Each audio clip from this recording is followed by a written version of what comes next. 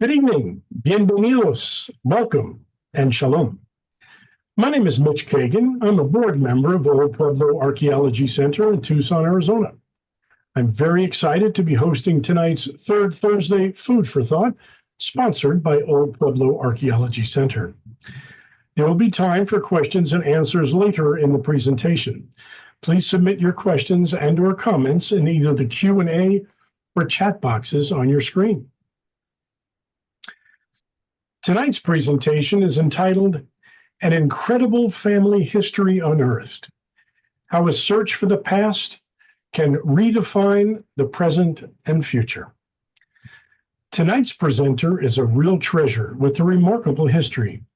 I'm honored to introduce Ms. Blanca Carrasco. Blanca was born in the northern Mexican town of Torreón and has now lived in El Paso, Texas for over 30 years. She's professionally employed as a program manager for student success at the Department of Civil Engineering at the University of Texas, El Paso. As we will hear, Blanca was once told that her lineage included surnames identified with Sephardic Jews, Jews with cultural connections to the Iberian Peninsula and Mediterranean area. Her subsequent search for her roots became a life-changing experience. Blanca's search introduced her to a religion and family ethnicity that was at first both distant and foreign. Blanca learned that although raised a Catholic, she was indeed descended from crypto-Jews, and that possibly her 13th grandmother had been tried by the Spanish Inquisition and died while under house arrest. Blanca is currently the president of the Society for Crypto-Judaic Studies. Her story has been featured in both film and book format. In this evening's presentation, Blanca will share her family history, which led her to question how one can truly identify ethnicity and how we can claim or reclaim our heritage. Her conclusion is that the question, "How did I get here?" is just as important as "Who am I?" To take any further time away from Blanca's presentation would be a shanda and vergüenza. So without further ado, Blanca Carrasco. Thank you. Thank you very much, everyone. Good night. Buenas noches.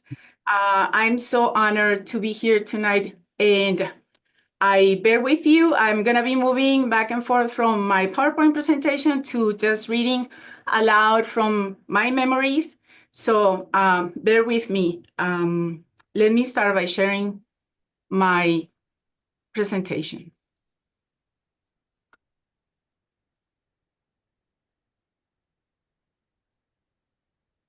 So again, my name is Blanca Carrasco.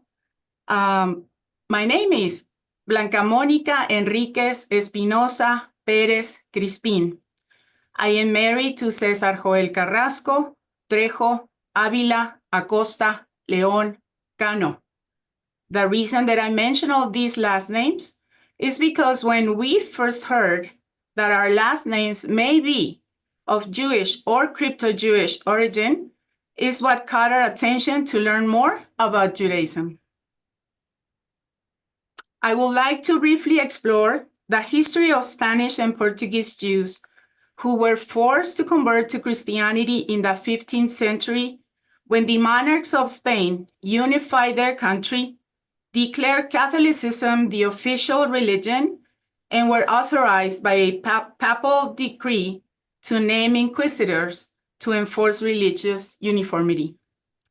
Those who stayed suffered persecution at the hands of the church, which mercilessly sought out and punished heretics for over 300 years in Spain and wherever the church was strong. As the Holy Inquisition reign of terror shaped life in Iberia, a new age of exploration brought the Spanish and Portuguese to Mexico, the Americas, and the Caribbean. In the New Spain, the conquistadors established a new empire requiring thousands of settlers, including families who were forced to convert and to hide their Jewish identity, and the far northern frontier served as a haven for conversos attempting to avoid arrest by the Holy Office. The frontier offered two major advantages for crypto Jews seeking anonymity: remoteness from goods and services provided by converso merchants.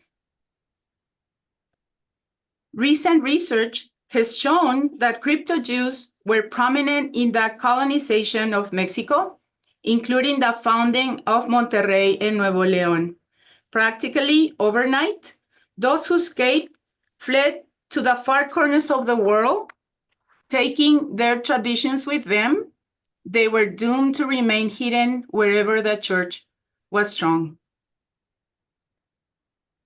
This information matters, especially regarding issues like personal identity and health. Further, modern research in the areas of folkways, food, and rituals has proven that many Christians have long been maintaining Jewish customs and practices unknowingly. From farming and ranching to customs regarding birth, marriage, and death, many Jewish traditions still prevail. Traditions and folkways do not lie, hinting clearly at Spanish or Portuguese Jewish origins and established ways of living. My interest in digging the past is what landed me the opportunity to be here with you tonight, and I'm very grateful for this opportunity. Once again, thank you for joining me tonight. And as you will see, I got an extract from the book Los Garza y la memoria que poseemos por Yuri Isabel Parra Saldívar as to what the many customs among these crypto-Jewish families or new Cristianos in Nuevo Leon and southern Texas, northern Nuevo Leon, that you will pretty much see among the communities and the families there. I'm going to stop my share right here, and I'm going to pull my presentation. Give me just 1 minute. Let me find it. Okay, so right here. You can see me, correct? We can see you. Okay, so from here, I'm going to just read to you my personal story. I was born in Torreón, Coahuila, Mexico, to a gorgeous single mother, and moved to Ciudad Juárez, Chihuahua, which is located at the border of Mexico and the USA with my family at age 5. My mom met and married an American soldier in Juárez, Chihuahua, Mexico, and he adopted me and my older sister. I then became Blanca Mónica Beagle Enriquez. Beagle, exactly like the dog. My stepdad is an Anglo from Ohio, and the last name is exactly like the dog, Beagle. So I tend to say that Snoopy was my cousin, so that it will be my blanket when people will laugh at my last name. So Snoopy became my cousin. A name that I used, Blanca Mónica Beagle Enriquez, a name that I used until I got married in 1990 to Cesar Carrasco. At age 20, we migrated to El Paso, Texas, and have been living here since then. I was raised in the Catholic faith, and at early age, I was very immersed in volunteering at Sunday Mass, helping prepare children for their first communion, and attending Bible lessons with the elders of the community. I'm going to quickly share a couple of photos so that you get to meet my gorgeous mother. Give me a second.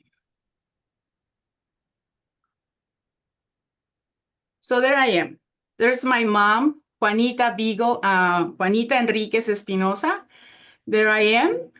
The reason that I'm named Blanca is because she says I was too white, almost like milk. And that's why she named me Blanca. That means white in Spanish. My biological father, Señor Israel Garza Salinas. And right here you can see Torreón, Coahuila, so that you can pretty much identify the area where I was born. here I am with my husband. We married in 1990. My high school sweetheart, Cesar Carrasco, and our two children, Rebecca and Joel Alejandro, and our dog Nima. She wanted to be part of this presentation. And a photo of El Paso, Texas. We are we're well known for the Mountain Franklin, having this gorgeous star that lights up every night, and it has become the symbol of El Paso. So this is my father's family, my mom's family, and I'm gonna stop the share. Let me continue with my reading. During college, I was taking a class in art history and learned that the models for the most famous Madonna paintings were the lovers and children out of wedlock of the painters. That triggered something in me, that as an artist myself, how could I be praying to paintings or sculptures made by men, thinking they had special powers to grant miracles to people? So I rebelled and left the Catholic Church and embraced a non-denominational evangelical movement until I heard, thanks to my mom, about a messianic place of worship and started congregating there after I attended a presentation of a former Jew who taught that Jesus was Jewish, not a European blue-eyed person, and introduced us to the Shabbat that evening. At the end of the presentation, we were invited to attend a Passover Seder, and it was during that Seder that I fell in love with Judaism. For the first time, I could use my 5 senses to experience those stories that I had been reading in the Bible all my life. I could taste, smell, hear Hebrew words and songs, see the Hebrew alphabet and touch the foods in front of me, things that were totally foreign to me, and making, again, those stories come to life in front of my eyes. I got hooked. I wanted to learn more. I got an interest to watch Jewish movies, read about famous rabbis' teachings like Maimonides, started to learn Hebrew, learn Jewish dances, etc. But most important, it was in this place that I learned about the findings of Dr. Stanley Hortis about the descendants of crypto Jews in New Mexico, and the common Hispanic last names that may be of Sephardic origin. And as I mentioned earlier, all of my last names, my mom's side and my husband's, appear on that list. It was at this Jewish Messianic congregation that we met Rabbi Stephen Leon, a well-known rabbi in the conservative Jewish movement, who was involved with people who were interested in learning about converting or returning to their Jewish roots. He visited during a Shabbat service, and we learned about him and his passion to reach out to descendants of crypto Jews. I recommend that you look for his book, The Third Commandment and the Return of the Anusim, a rabbi's memoir of an incredible people. It's an easy read, very, very interesting history. In 2007, my family and I left the Messianic movement and reached out to Rabbi Leon to inquire about converting to Judaism. We mentioned our last names, but we really didn't have anything in writing per se to confirm that we might have had Jewish roots. A year later, after meeting with him for an hour every week and fighting with him of everything that I supposedly had known about Christianity and Catholicism, I will debate him. He loved it, but eventually I had to relearn everything that I thought, I had known. Pretty much I had to rethink. So officially, my husband and I, we converted to Judaism under Rabbi Leon.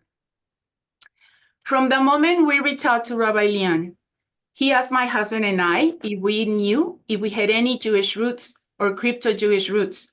Not knowing, we started inquiring about it among our family members. My mom and I visited with her great aunt, her grandmother's young sister, who was 102 years old when we visited with her. and asked if she remembered anything different happening in the family that might give us hints of a possible Jewish or crypto-Jewish ancestry. And Tia Jovita, I remember she going like, in el pueblito Matamoros in Coahuila, where we were born and brought up. She goes, all I can remember is that whenever your grandma, she looks at my mom and she goes, whenever your grandma, she didn't want the young siblings to understand her, she will speak in Ladino. So to me, it was like, Ladino? And she used that word. She will speak Ladino so that the young children won't understand her. She goes, other than that, whenever there were deaths in the family, we will all dress in black. We will cover the mirrors of the house. Nobody was supposed to take baths. You cannot look at yourself because when you are in mourning. And she goes, and we were very, very devout Catholics. Everybody in the community needed to learn that we were devout Catholics. For that, that was as far as she could tell us that was different from, the rest of the people in that little town. And for me, that was a glimpse of the maybe we have crypto-Jewish origins, but that was it. Again, nothing for sure, nothing in writing. So I embraced my conversion to Judaism and became very involved with the Jewish community in El Paso. I volunteered with the El Paso Jewish Federation and became a member of the board. I was awarded with a Young Leadership Award in 2012 and the Volunteer of the Year Award in 2014. I was also invited to be the editor and graphic designer of the Jewish Voice, the Jewish Federation of El Paso's monthly newspaper, which I did for over 4 years. I became the president of sisterhood in my congregation and treasurer afterwards.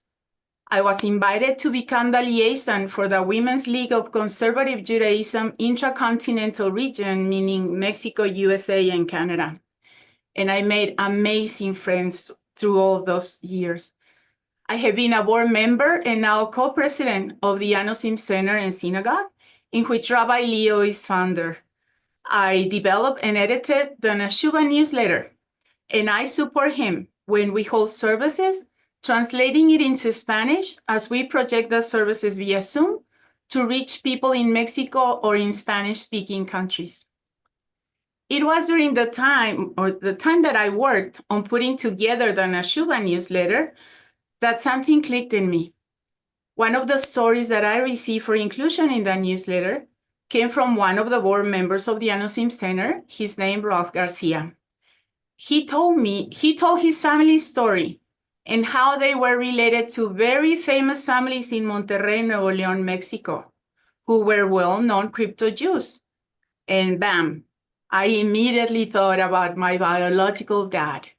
I knew his name is Señor Israel Garza Salinas, and that he was from Monterrey.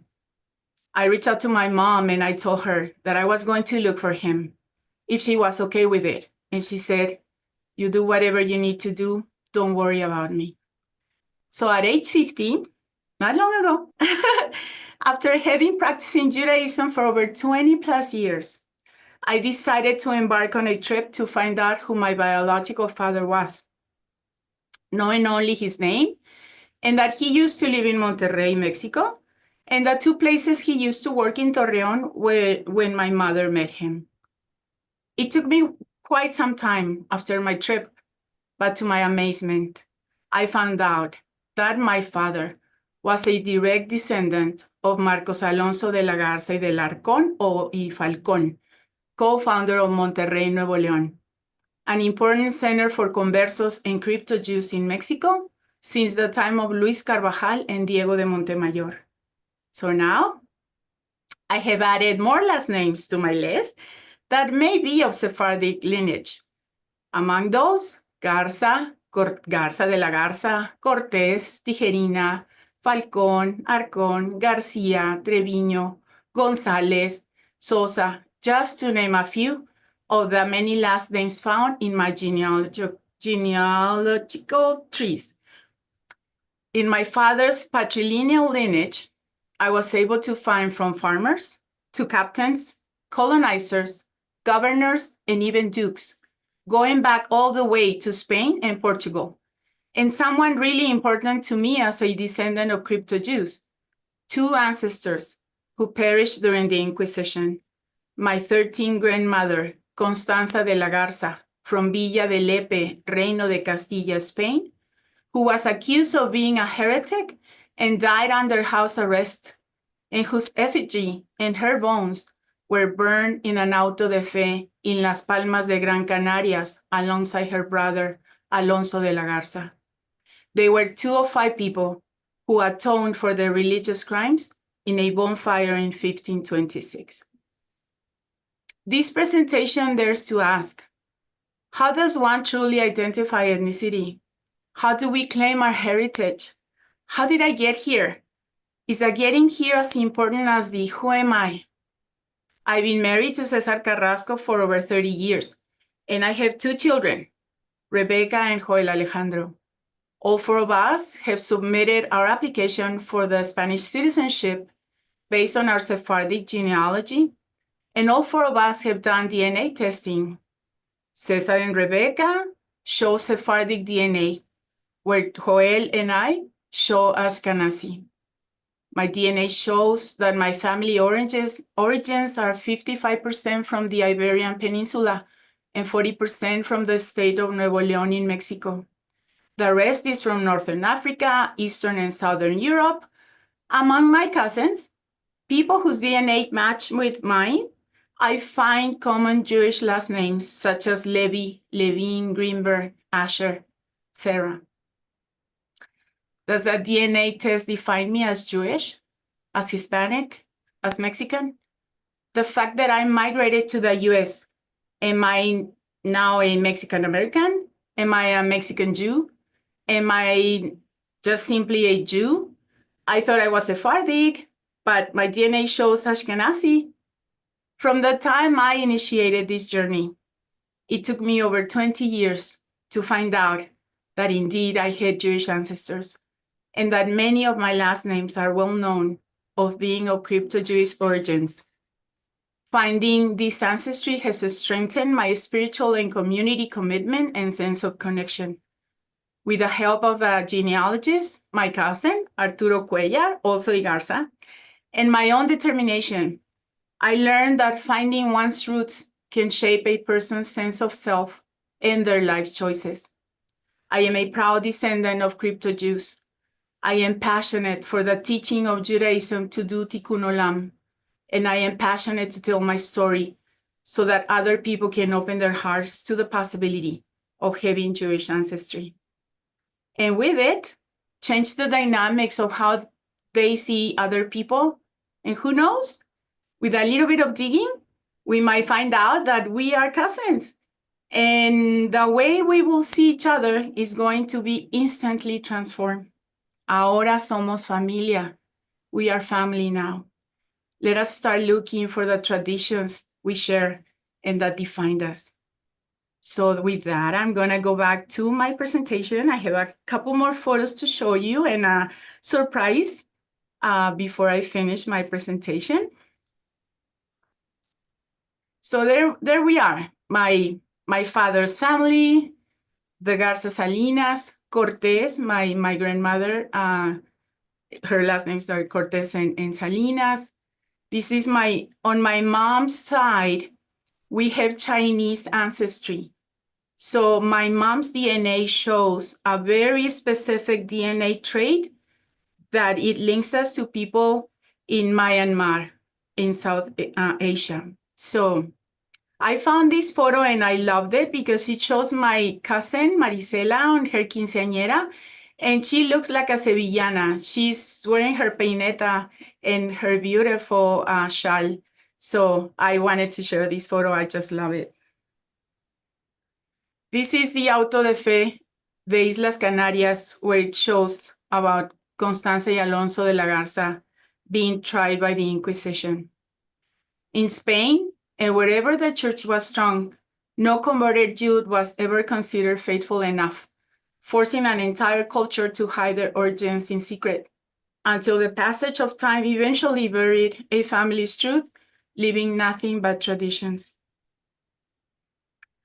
There is this song that Dr. Larry Lesser, he's a professor here at the university in El Paso where I work.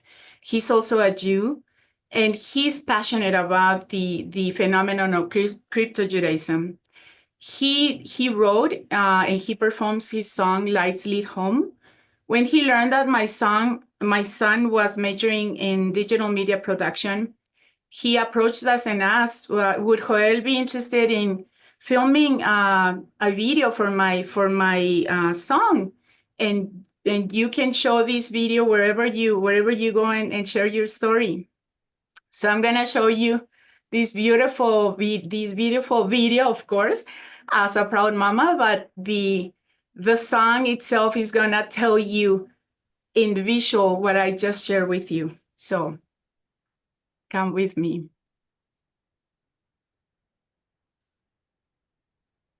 Nelson Mendez wonders why Abuela through the blinds lit 2 candles and closed her eyes on Friday night.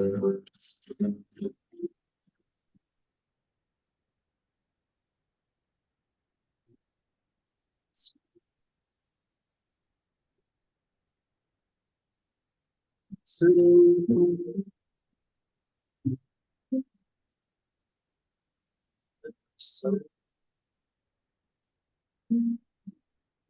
this new world land, it starts to understand traditions hip, lost or blind, since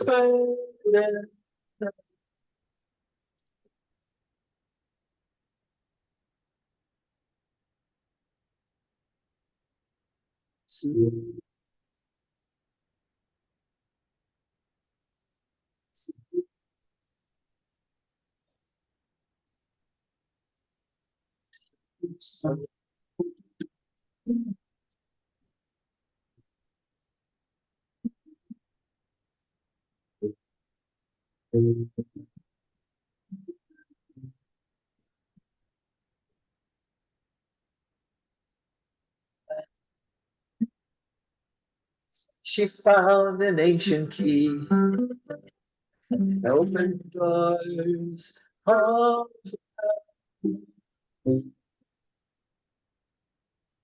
safe now to see sparks redeem.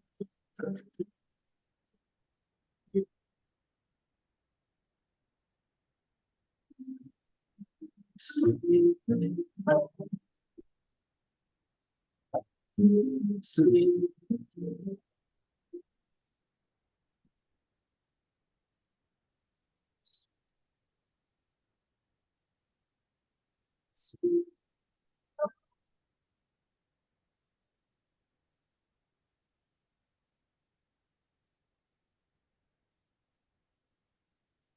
Of snow,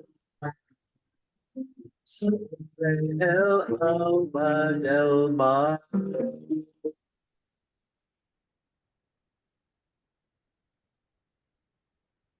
So that's the song. I'm gonna stop that, come back to my presentation. And again, just a small sample of my DNA relatives, their last name.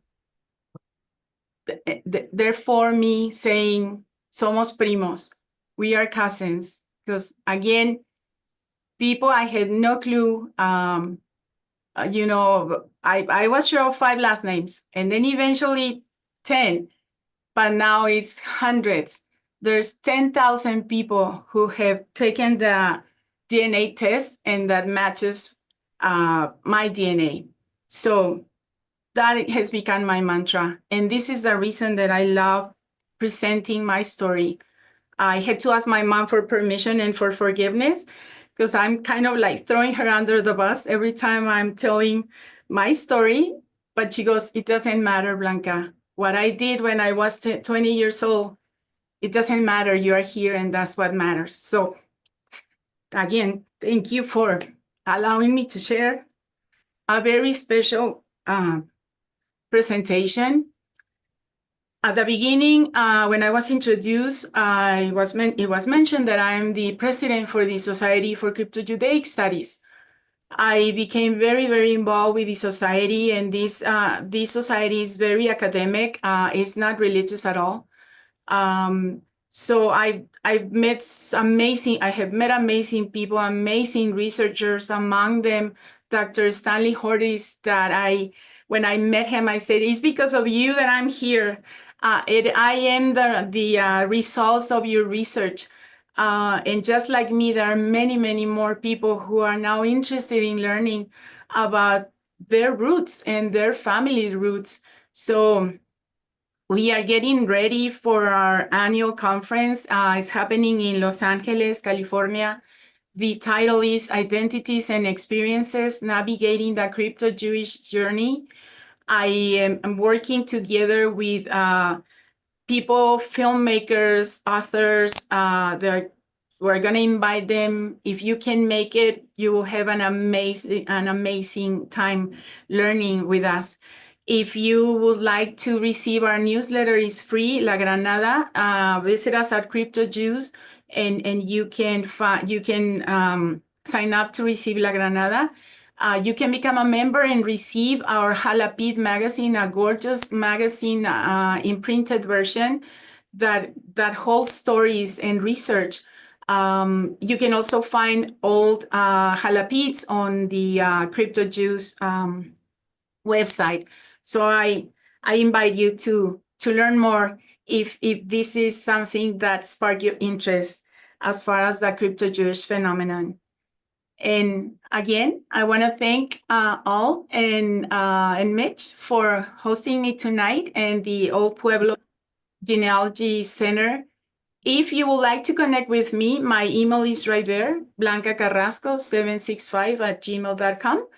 Just mention tonight's presentation, and I'll try to answer as much as I can. You can connect with me either English or Spanish, and you can, again, promote my information. So I'll stop sharing right now.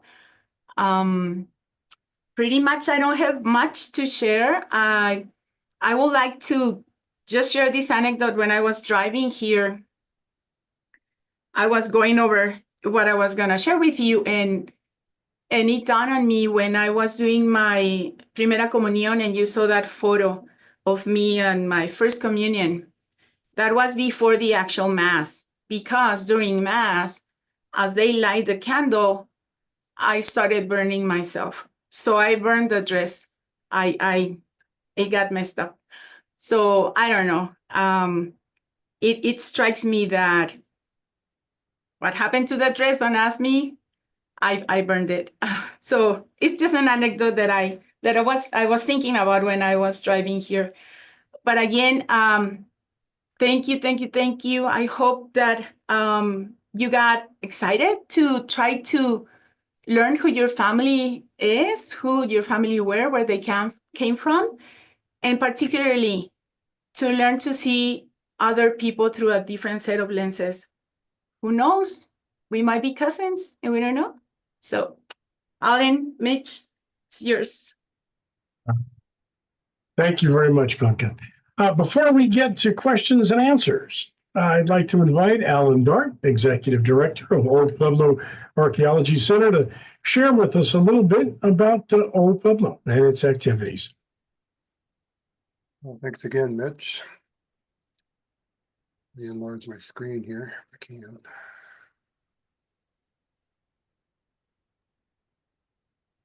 Okay, you can see Old Pueblo Archaeology Center's mission here on the screen. I'm trying to enlarge it. Give me a moment. My mouse does not seem to be cooperating.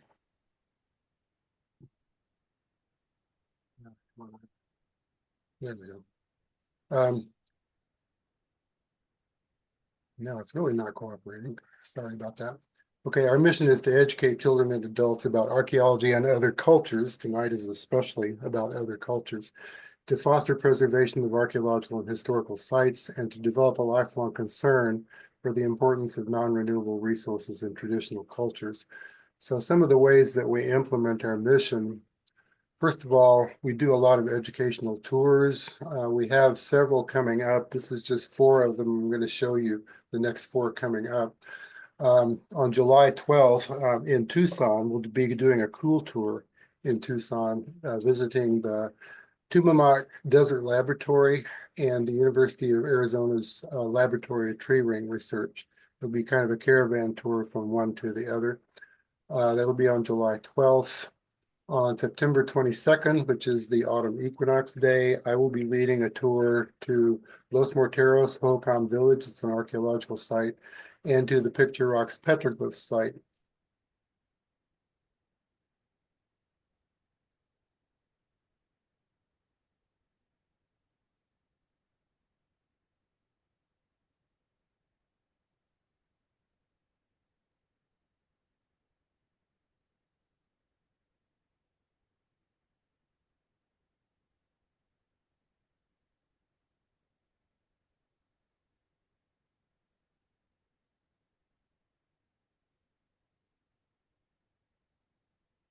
Al, I'm not sure if it's just me, but you have frozen on the screen.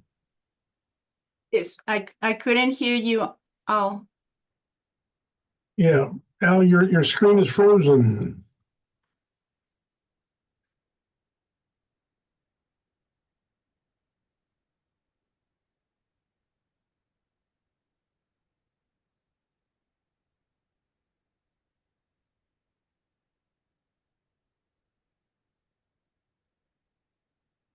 Mitch, in the meantime that we connect with Yeah, I just texted Al that he's frozen, and am I on right now? Do you guys see me? yes, and we can hear you. Fantastic. All right. Well, I'm back, and maybe Al can join us a little bit and tell us some more about old Pueblo. So now we're going to get to some questions and some comments, and we have several. Let's see here. We've got Yehohanan Skarbik. Is that, am I saying that correctly? If I'm not, because it cut off. He's telling us, I believe it's a he, I apologize, please, if it's not, that the first Spanish crypto Jew to set foot in Mexican soil, it keeps bouncing here on me, was Francisco Hernandez de Córdoba. In 1517, Cortez arrived in Mexico in 1519. So it gives you a little perspective there. So now that's an interesting fact, of course. Thank you very much for sharing that with us. Once again, Francisco Hernandez de Córdoba in 1517. Susan Yowell says, thank you for your interesting presentation. And RJ is telling us you are a fascinating and delightful woman, and I loved your presentation. Fellow Ashkenazi Jew here, so we're a member of the same tribe. And on a personal note, I am an Ashkenazi Jew as well. All right. Liz Michelena says to us, brillas tanto que quemaste el vestido. So wanted to share that with you as well. Cheryl Lieberman tells us, thank you, Blanca, for sharing your story. As does Yohanan, once again, thank you for sharing your story. Let's see. Cheryl Lieberman, it bounces on me, sorry, guys. Areli Erzar, I believe, says, hermosa historia, gracias por compartir. Thank you for sharing, of course. And Susan, yes, we know he's frozen. Hopefully he'll get out of that one. So let me see if we've got some questions in the Q&A. Blanca, a couple questions. You mentioned Ladino. Can you just tell what is Ladino? Ladino? Yes, and first, thank you everybody for your beautiful messages. Thank you. So Ladino, it's a combination just like the Ashkenazi Jews that they speak Yiddish, right? Is German and Hebrew. In Spain is Spanish and Hebrew. Ladino is this combination of words or this new way of communicating among themselves, speaking Ladino. For all of us who speak Spanish, we can easily identify when somebody's speaking Ladino because it's reminiscent of Spanish. But there's some words or the way they say it that it might be hard for someone who's not fluent in Spanish per se. But again, Ladino is this combination of Spanish and Hebrew. Is it still spoken? Yes. It is. That's why I hear during Hanukkah, I hear tres candelicas, right? Exactly. And that's in Ladino. Mhm. That is Ladino. Yes, thank you. All right, another question. The fascinating record you were able to put up there about your ancestor going way, way back. Where can somebody else research and find these types of records?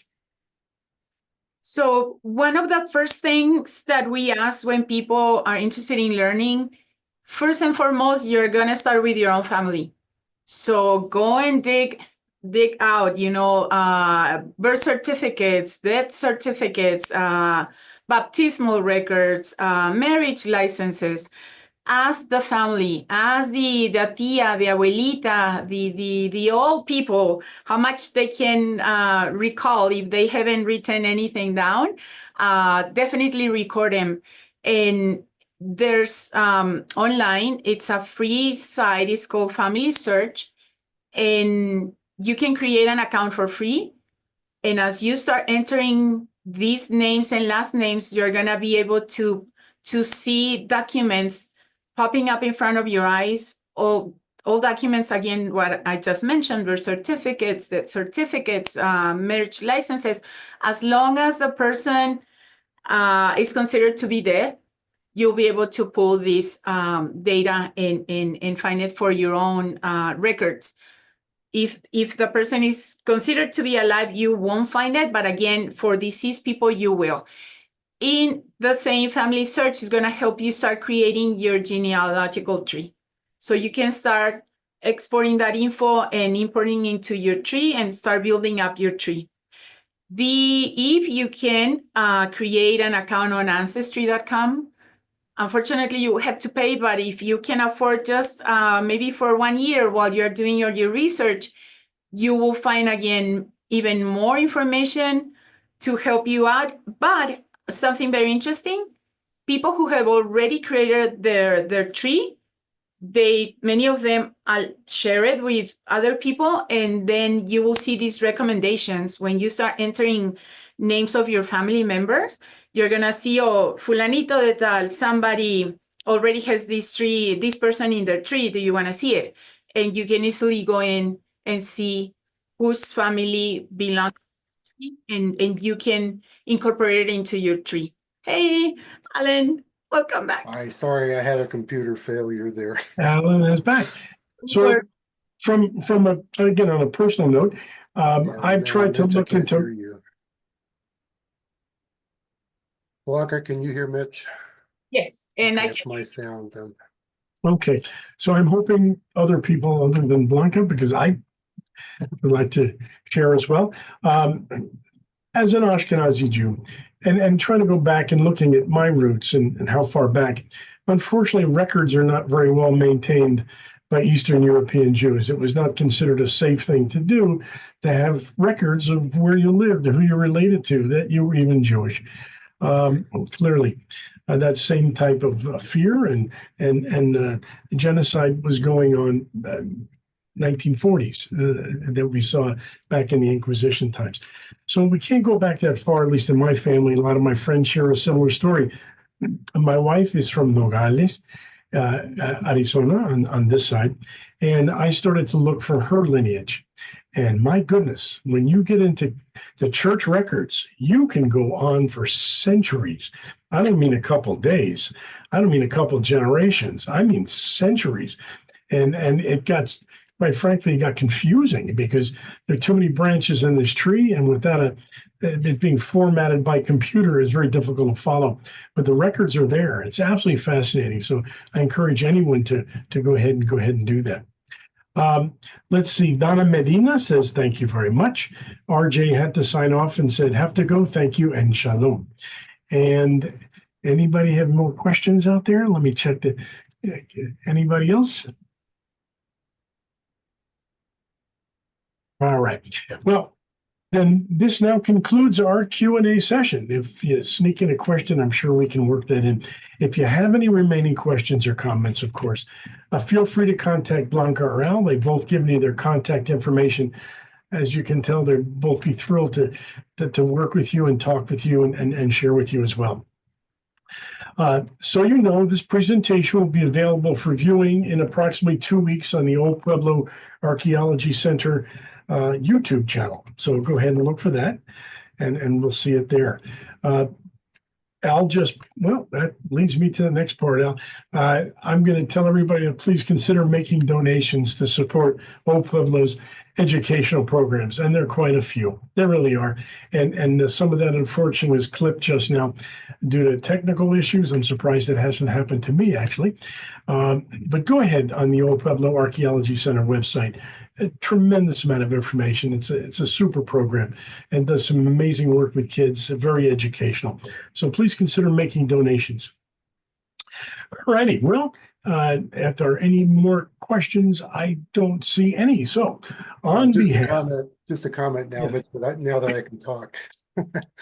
The video should be available by this weekend on our YouTube channel. Oh, thank you. I'll try to get it up pretty quickly. All right, thank you, Al. All right, so Blanca, anything further, or you want me to close? It's up to you. How can I close? Again, a message of unity, and definitely, what would be the word? Can we learn to? Can we agree to disagree? I think we're starting to lose that. You know, there might be things that we don't agree with other people, but that doesn't mean that we can come together and have a conversation, that we can engage in finding the beauty that this world has for us. So let's not despair that whatever might be hurting us emotionally, where we see the world going crazy sometimes, let us keep an eye on doing good things in this world to make our lives and everybody else's lives better. So again, do a little bit of digging. And if you find out that we are cousins, shoot me an email. I would love to include you in my presentation for next time. Thank you. All right. Thank you. Very, very timely and special message. Thank you, Blanca. So on behalf of Old Pueblo Archaeology Center, muchas gracias. Toda Rabba, and many thanks to Blanca Carrasco for sharing with us tonight, and to all of you for attending and participating in this presentation. Buenas noches, adios, shalom, and goodbye. Hasta luego. Hasta luego. Thank you much. Thank you, everybody. Bye-bye. Happy Easter. Happy Passover. Ándale.